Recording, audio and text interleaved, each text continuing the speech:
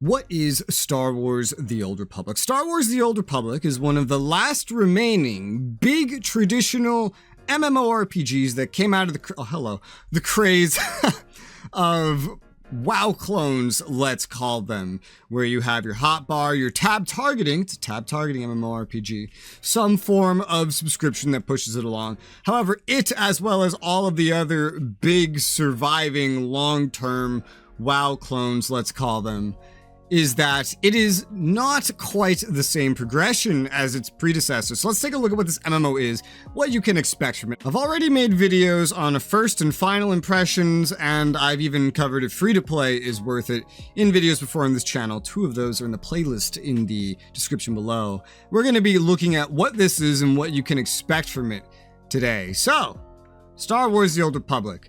In Star Wars: The Old Republic, you will, and this information has actually changed since I started playing, but you will select one of several combat styles, quote unquote, as well as stories that you wish to pick from. Certain stories have access to different combat styles. They used to be matched together, and now it's a little more expensive. And this will determine how your gameplay goes. For example, this is the Sith Warrior story, and I am a Marauder. It used to be that Sith Warrior was the class and Marauder was just something underneath that. Now Marauder's the class and Sith Warrior is the story. There's also, for example, the Sith Inquisitor story, which used to have Assassin as one of its subclasses. Well, now, as you see, I can actually be an assassin as a Sith Warrior. You can have 2 different classes you swap between if you are a subscriber. There's a lot of things in this game locked behind subscription and not. And since I already made a dedicated video towards it, I'm going to try to hold off on a big explanation, but let me tell you the differences real quick. So if you play this game free to play, you can look at it kind of similar to the Final Fantasy XIV free trial, where you will get access to a lot of story. But in this case, it is actually most of the story the game has. Every different class story is basically a unique game in itself. And you will also get access to the first 2 expansions, as well as content that came in between, that will bring you to all these different locations in the galaxy that you can go to, as well as give you special game modes, like this weird Starfighter-ish game mode, like the old arcade machines, for example, that I spent hundreds of hours playing. Subscribe and you get access to the new stuff, even if you only subscribe once. And so long as you stay subscribed, you'll get access to features like picking your combat style, changing between them at will, and even being able to access the gear progression of the game, really the end game gear progression, and a lot of the in-between gear progression as well, such as artifact gear, essentially dungeon gear that you get and that goes in these slots right here, is actually pretty limited by that. But the idea is that you pick your class story, you pick your class that you want to play as your combat style, and then you'll be spawned on one of a couple different planets, depending on if you're Republic or if you're Empire. The stories are completely different. Every planet has its own unique story. Every class story has its own unique story, and there are side quests, all fully voice acted, by the way, that will bring you through zones, such as the one that I'm running through. You see all these new players coming in here. This is actually like a side quest zone. The main story pretty much blitzes through this place. And every class has a different experience, with the exception of those planet stories and etc. The dialogue in this game has choices. Let me just see the map, see where I'm going. The dialogue in this game actually has choices that you make that can affect your alignment, which could be positive or negative. You permanently accrue these alignment points on every individual character, as you can see here, that can bring you to tiers that can unlock different kinds of gear for you, for example, as well as even different character appearance. So if I had dark side corruption, I could enable that, not enable that, for example, and that just goes on if I have dark side alignment. But you don't only have to play as a force user here. You could also play as a non-force user character with a gun, and they hold up in combat just as well as any force user. It's all pretty balanced, maybe not exactly lore realistic, but it's all pretty balanced to keep it fun. There are PvP modes that you can play, as well as PvE modes. There is, like I mentioned, a rather large story emphasis. Each side as well has its own hub, known as the fleet that you go to. They're kind of just copy and pastes and inverse of each other, where you can access your own personal ship, and everybody does start out with their own personal ship. You got a lot of different teleports you can use here, but let me just show you an example of a personal ship. In addition to the main and side stories, which are really the biggest bulk of the game. I had to venture a guess with all the voice acted, by the way, quests that are in the base game alone. Heck, I'll just include free to play in general that you get access to. There's enough quests there, if you listen to all the voice acting, enough story that actually is, a lot of fun to play through if you like RPGs for reasons like that. This is an example of your ship, by the way. There's enough of these stories that this game could last you easily 300 hours of gameplay.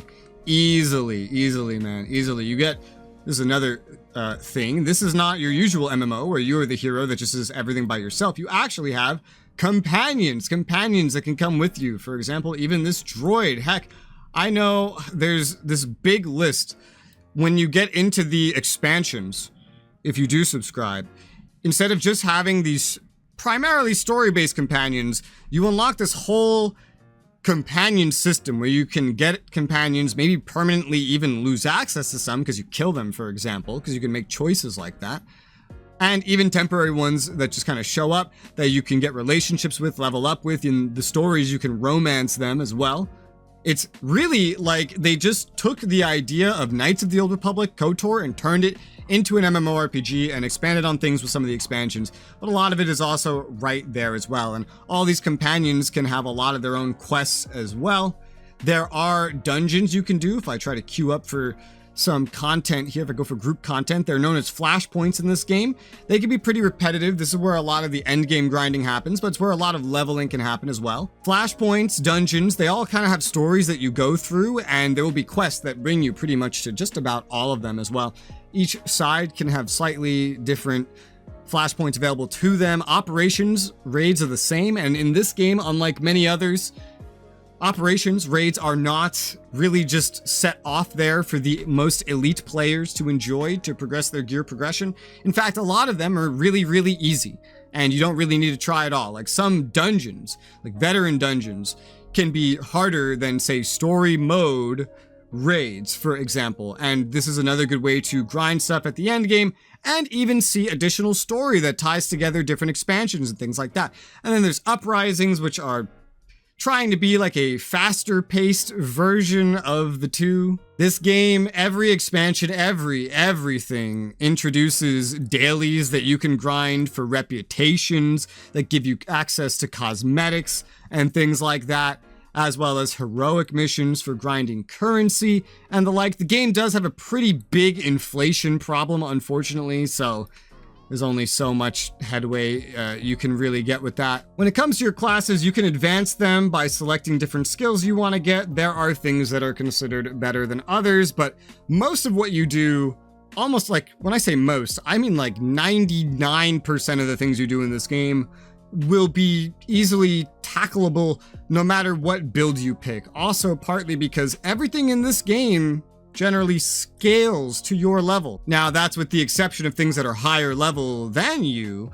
When you go above in level, it will just scale up to you. So min-maxing gear in that way can be weird.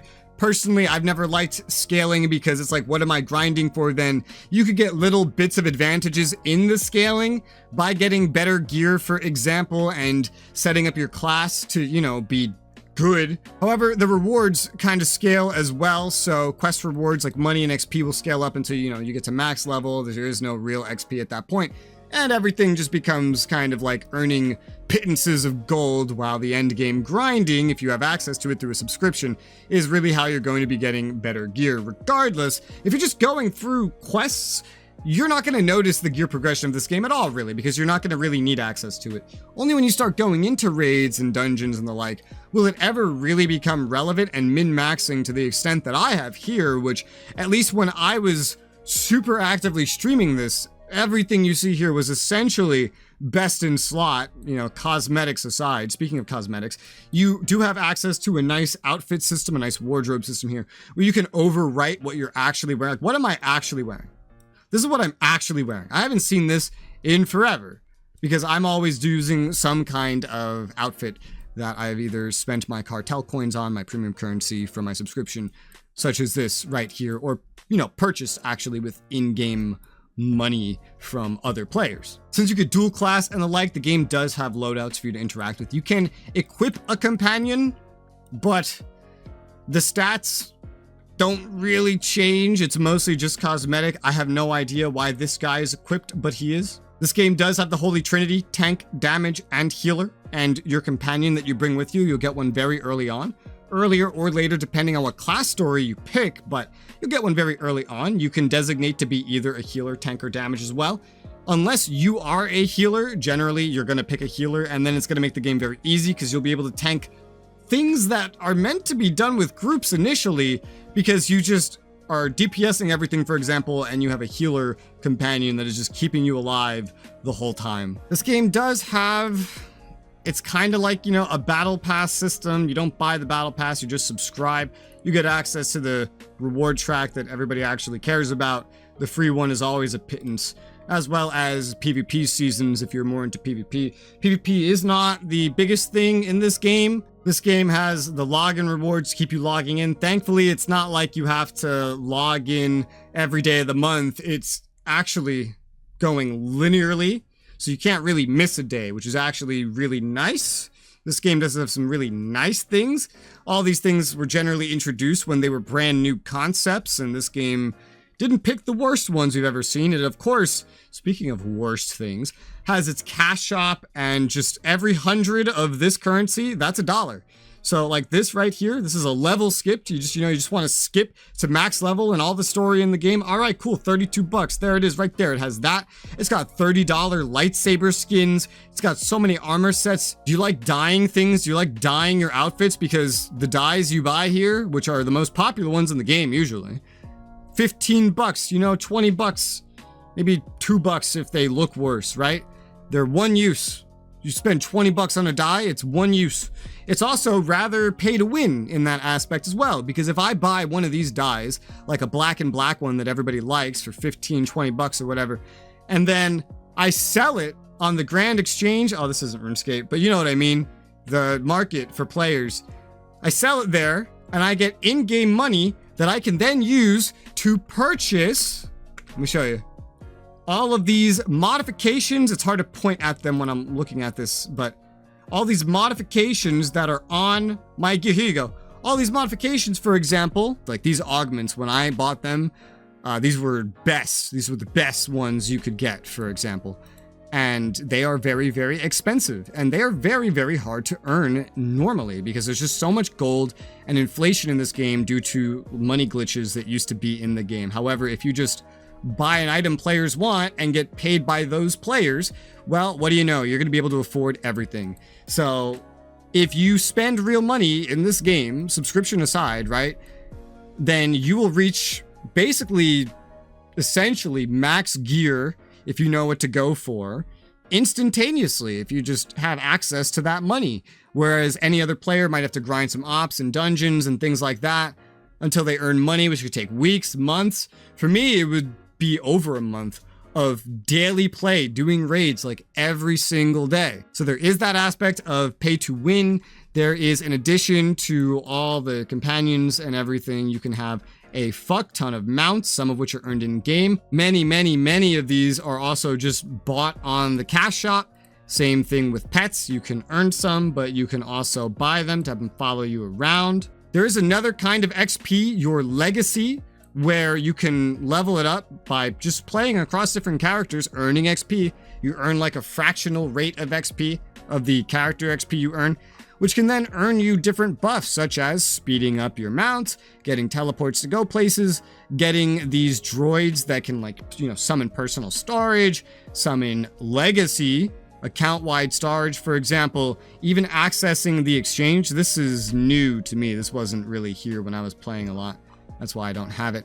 As well as even some companions, as well as XP buffs to different kinds of activities, and just a whole bunch of other conveniences. There are achievements. Some of them rarely can give you the premium currency, not enough to do anything with.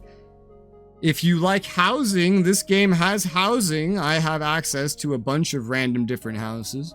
Let me go ahead and just teleport over to my guild house. It's an RP guild. to show you what the houses can look. This is like the most popular guild house, this one right here, because it is the biggest. It is on Alderaan. They went kind of crazy with this one. This game has a whole full housing system where you can decorate with furniture and things like that. However, getting access to furniture and all the things that you could put here is actually kind of a pain in the ass, if you ask me. Let me get on my mount. And by the way, all mounts are equivalent to your mount skill, so they all just move at the same speed. And pretty much most of the things you see here were placed by players, including the little NPCs there. All these decorations, like the giant building wasn't, but everything else essentially was. And getting access to all these things, though, comes from like doing raids, doing dungeons, going after certain kinds of achievements, doing certain quests, reputations, and activities. The furniture spread all throughout the game, so while everyone can have a fuck ton of the different houses that are in the game, and even the guilds can have them, to actually decorate them, it's not as simple as just going to an NPC and getting all of this stuff that you can then put around like it is in most other games, or even as simple as crafting, which is another way that you get access to stuff like this. It's just simply, unfortunately, not that simple. You have to actually go out and do a bunch of content. For example, to quote a game from my childhood, Puzzle Pirates, I could just go to a, furnishing store and order something for another player to make, and that's how I get access to basically all the furniture in the game. In this game, I'll have to okay, I want this specific, thing. For example, like if I want like this bookcase, for example, I gotta go do a raid like 10 times and only one raid. I want this statue. Well, I have to go complete some quest line that I skipped over. I want this flag. I have to go max out a reputation somewhere. So the housing is there and it's big, it's intricate. As you can see, there's a lot you can do with it. All this stuff here was placed by players. But to actually do it is not as simple as in something like Lord of the Rings Online and, all the rest of the competition this could have. Elder Scrolls Online, you name it. All of them have much easier housing systems to interact with. There is crafting. It's known as crew skills, but it works kind of more like an idler. You just kind of pick a crafting skill and then you send your companions out to do tasks that then level up your crafting skill. It needs tons of materials. It's very expensive. It's a way to make some money as well. Get access to a lot of armor sets and cosmetics you otherwise wouldn't have, but it is driven by the companions that you have access to primarily, and subscribers can get an additional one of these to begin with. It's probably like the worst crafting system I've ever seen in any of these games, because it's constantly like a money input, and it takes so much time-gated background time that I just never could really get myself into it. I just go to someone else to do stuff for me. You got the standard emotes that you could do. A lot of these are subscribers only or paid for in the cash shop. Most of them you will not have access to at the start. Most things you unlock in the cash shop can be used across other characters of yours because they'll go into your collection, and then if you pay a slight bit more money, for example, you could unlock it for other characters to play as well. For example, this armor set right here, $4 more, and then all my characters can use it instead of just the one I activated on. That's actually really scummy, but you know what? There's a lot scummier things in MMOs these days. There's, the standard affair, friends list. There's guilds, only one guild per character. If you block someone, that person will be blocked out of any PvE activity you try to queue into. They'll even be blocked from accessing player housing that you are simply in. As I mentioned, this is one of like the only remaining traditional MMO RPGs. They don't really make these anymore, and this one is still kicking. It's definitely not as alive, for example, as World of Warcraft or Final Fantasy. Those blow this one away completely. In fact, by most comparisons, it's dead. But we were just at the fleet. You can see players. It's not that hard to find groups for raids. It's not that hard to find groups for dungeons and things like that. It's actually incredibly simple to find these things, and there's so much content in this game that's just soloable to begin with. There's thousands, at least, of players playing this game at all time somewhere. The game is heavily unmoderated. There's constant toxicity in the general chats, especially in the fleet. and highly inappropriate things that get talked about on a daily basis, and no mods ever in sight. There's a customer service that every time I've gone to it, they've just told me, oh, we don't actually handle this, so I have no idea where you go to report technical bugs. This game can be technically very, very buggy. As you see, the game doesn't look anything special. The graphics are definitely from 2011. You can do some scaling, but a lot of the lower end options have been taken out from the game anyway. And on newer PCs like mine, sometimes like the shadows can be kind of glitchy as well. But it can look quite beautiful across different planets, depending on your graphical settings and the like. There's a whole interface editor, so you can really customize your interface as you please. There is a huge RP scene in this game, mostly based around guilds. If you come to the fleet and then you go into the center somewhere, either right here or on the, oh no, here we go. This is where all the ERPers hang out. So if you're looking for ERP, this is where you come to find it. Just about everybody here is an ERPer. If I was already here earlier, then I would be able to see these are actually dancing. You have dancers that go on the tables and randos will give them money. Like this one right here is essentially almost naked. Guaranteed this was probably a dude. Gets a lot of PMs, gets a lot of free money just for being on the table. And probably half of these individuals have ERP'd with each other. That's not all the RP there is. Most of it is in guilds in private. It's a lot bigger than this little ERP scene right here, but this ERP scene is basically always here. If you want to find the ERP scene, why am I talking about this? It's in Imperial Fleet 1. Yep. Be careful. I made this mistake a lot of times about idling next to the ERP scene, like right here. You will get solicited for ERP. If you do see yourself here, try to go idle somewhere else. That is just some general advice I'd like to give you. Probably the deadest part of this game, if you're looking for activity balancing in general, is the PvP, because I don't know, it just is.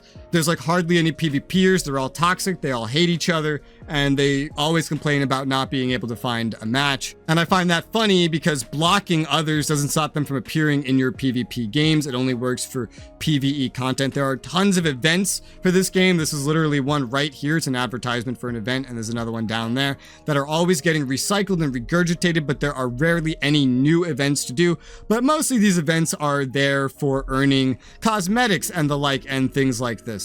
And essentially, that's what SWTOR is. That's literally what it is. I've shown you some of the things, told you what there is to do and how things work. I have about 2,000 hours in this game, so I've seen basically all there is to see and then some. It's a fun little game, especially for like Star Wars, if you like single-player RPGs, funny enough, because that's how most of the content in this game works to begin with, as one big single-player RPG, just with all these other players in the way, or to ERP with, for example.